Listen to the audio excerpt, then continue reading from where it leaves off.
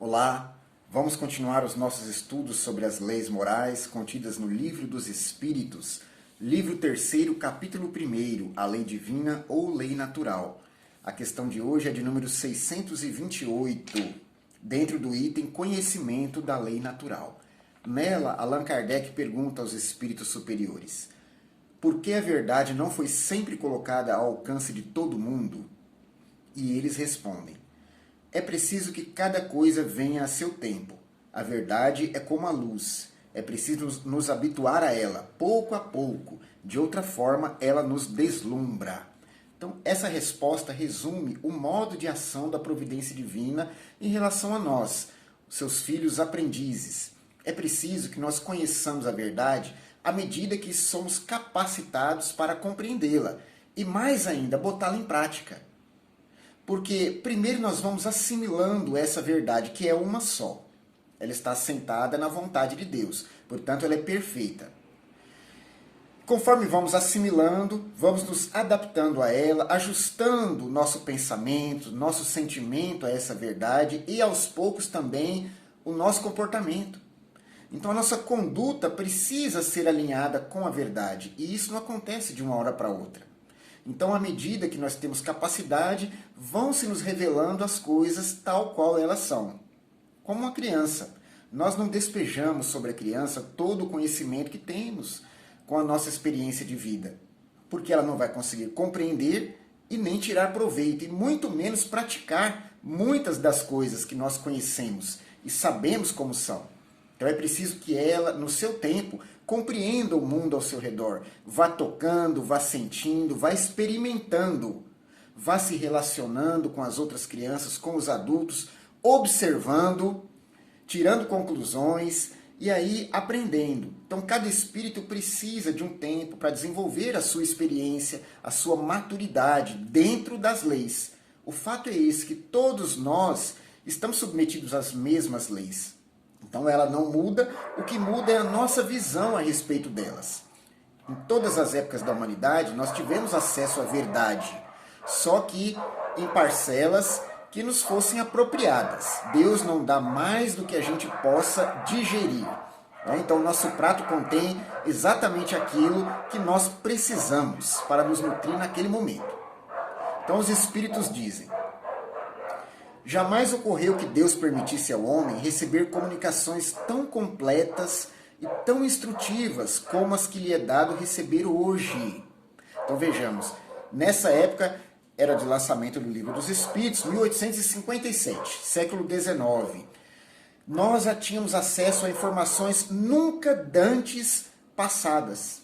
O próprio Jesus, ele não nos falou tudo abertamente, falou aos apóstolos.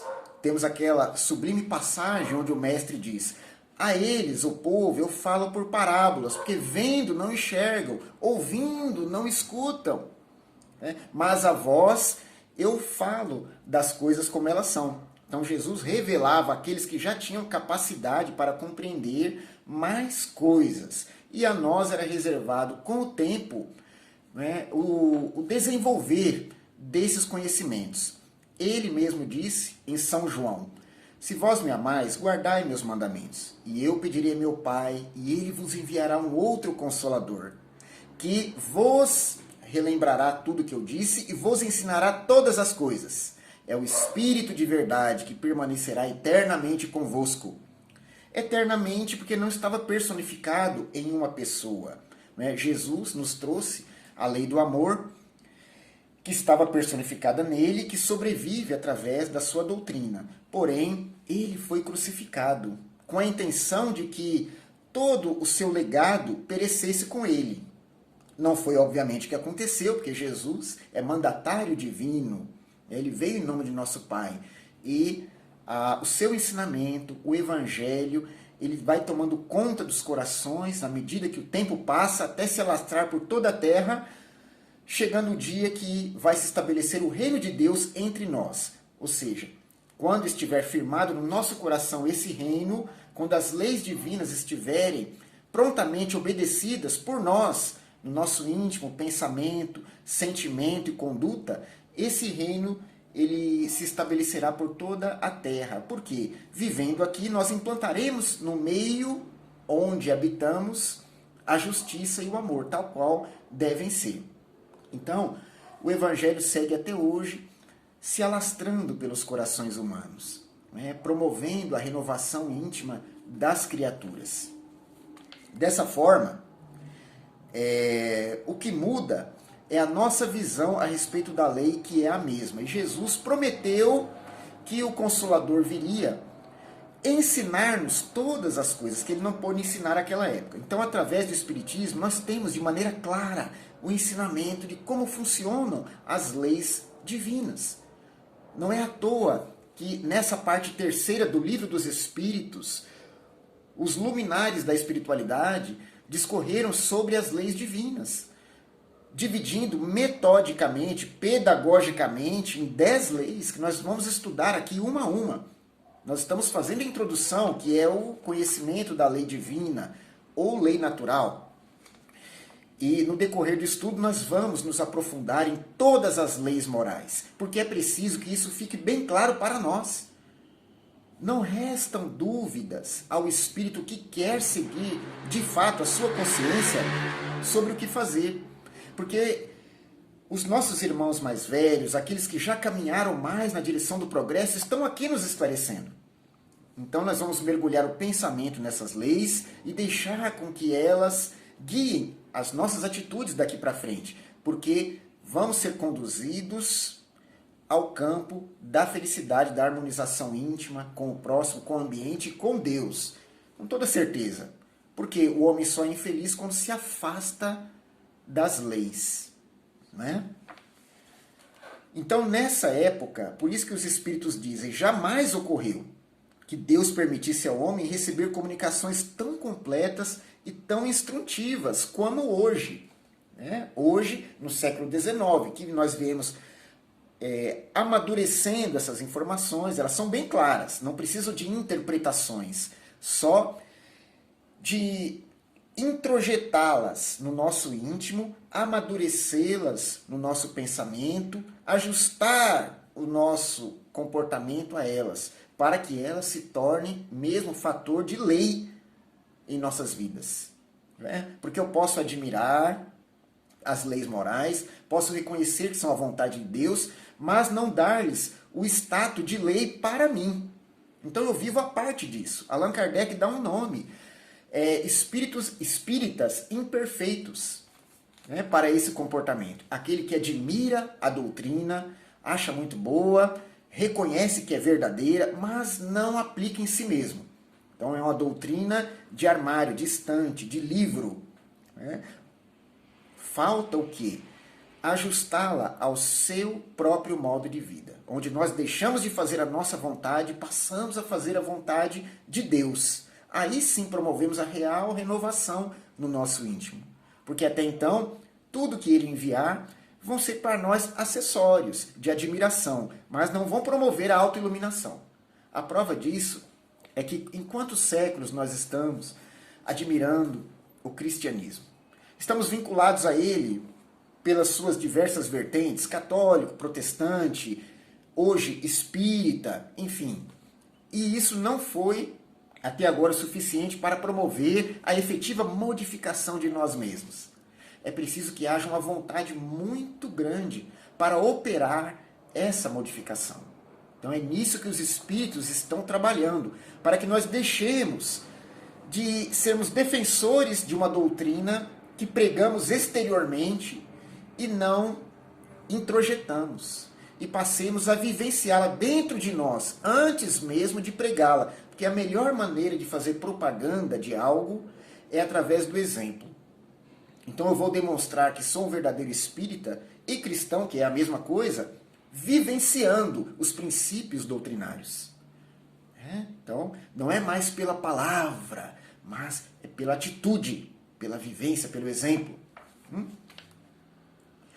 Havia, como sabeis, na antiguidade, alguns indivíduos possuidores do que consideravam uma ciência sacra, e da qual faziam mistério aos profanos, segundo eles.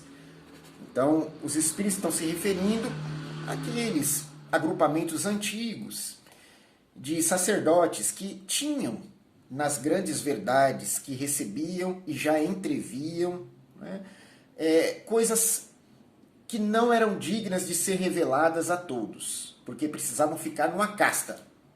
Então é como se eu estivesse de posse de um tesouro, mas considerasse o povo indigno. Então somente os meus iguais, né, uma casta eleita, poderia ter acesso a essas informações. Isso aconteceu por muito tempo, né? E até recentemente na história da humanidade era dessa forma. Nós nos lembramos, ou nossos pais nos lembram, que as missas eram rezadas em latim, porque o povo ali não precisava compreender exatamente as palavras, né? Era muito dogmático, bastava a sua presença no templo religioso para demonstrar a sua fé, né? Ela não passaria necessariamente pela razão. E o Espiritismo ele vem propor a fé raciocinada. Nós temos que crer depois de entender. Então é preciso compreender naquilo que estamos depositando a nossa fé, obviamente, para que essa fé tenha bases seguras e sustentáveis dentro de nós. Deveis compreender, com o que conheceis das leis que regem esses fenômenos, que eles não recebiam senão algumas verdades esparsas no meio de um conjunto equívoco e a maior parte do tempo simbólico. Então, esses antigos que se diziam ou se achavam na posse da verdade, eles tinham parcela dela. Então, Deus revelava as coisas, como dizíamos no começo, de maneira esparsa. É um pouco aqui, um pouco ali, uma intuição aqui, uma inspiração acolá. Não é? Sempre a verdade foi revelada, mas misturada às nossas imperfeições morais, tais como orgulho, vaidade. Ela chegou à grande massa popular, muitas vezes, de maneira distorcida. Não é? Então, a raiz da verdade ali sempre esteve. Porém, nós nem sempre a compreendemos tal qual ela é.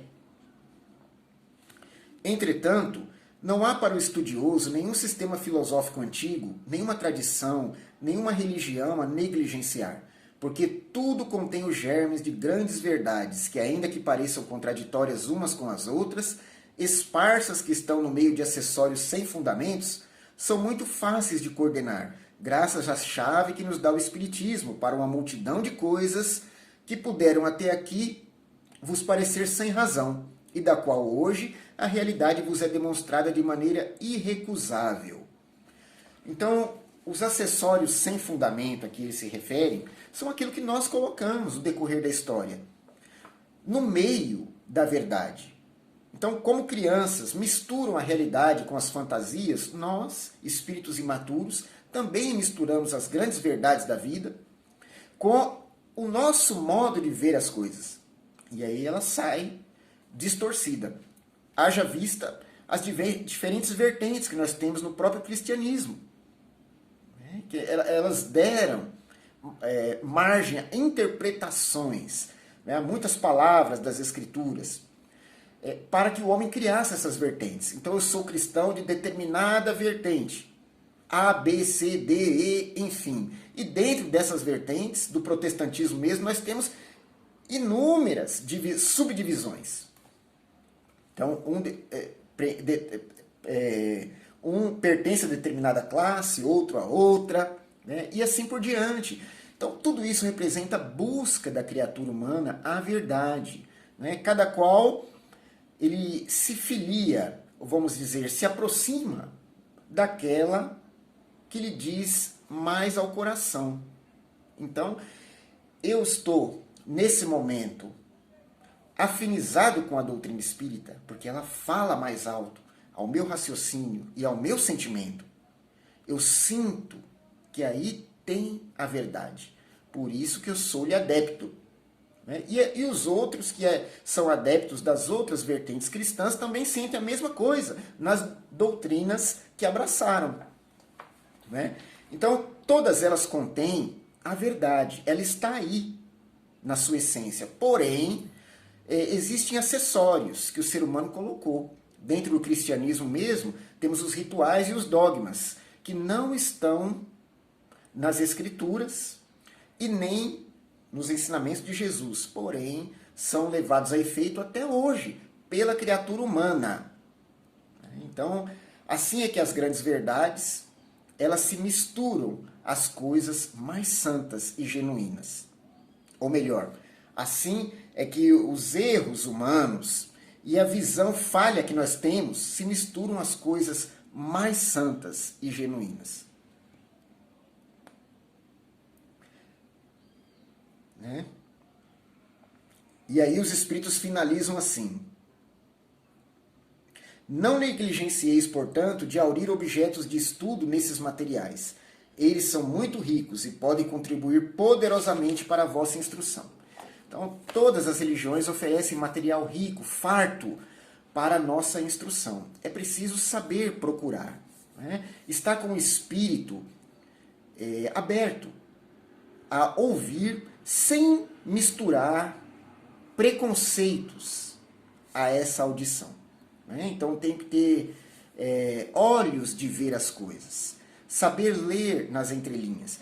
O Espiritismo vem nos ajudar da seguinte forma: ele não precisa de interpretação. Então ele é claro, o seu ensinamento é direto. Por quê?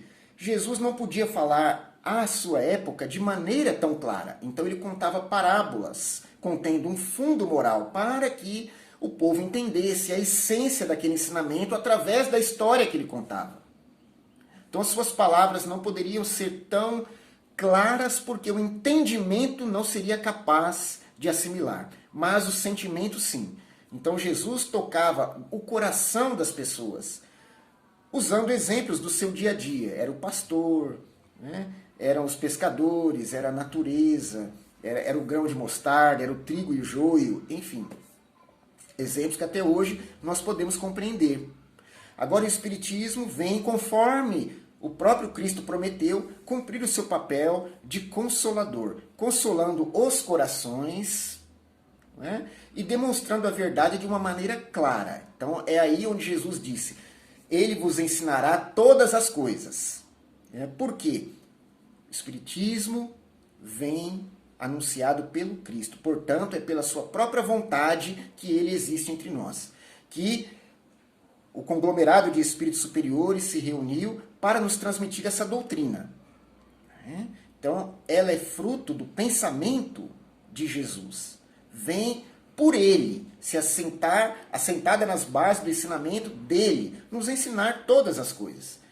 Então, já que ele não abre espaço para interpretações diversas, não vão haver rituais e dogmas introjetados nele. O Espiritismo compreende tudo o que aconteceu com as religiões. O espírita, melhor dizendo, né? Compreende o que se passou no decorrer da história para que chegássemos aqui. Era preciso que amadurecêssemos até mesmo o pensamento religioso, para que uma vez eles tivessem condições de assimilar a doutrina tal qual ela é, verdadeira, né? Pura, genuína. Então, dogmas e rituais não cabem mais. Falsas interpretações também não. Então, não haverão falsos profetas, desde que hajam adeptos sinceros, que estudem a doutrina e que não se deixem enganar por ninguém. E é isso que nós pretendemos fazer aqui. Estudar, né, para que possamos compreender cada vez mais. Que Deus nos ampare, nos auxilie, que os bons espíritos nos Que Deus nos ampare, nos inspire, que os bons espíritos nos auxiliem nessa busca. Continuaremos, em outra ocasião, os estudos das leis morais. Muito obrigado e até a próxima.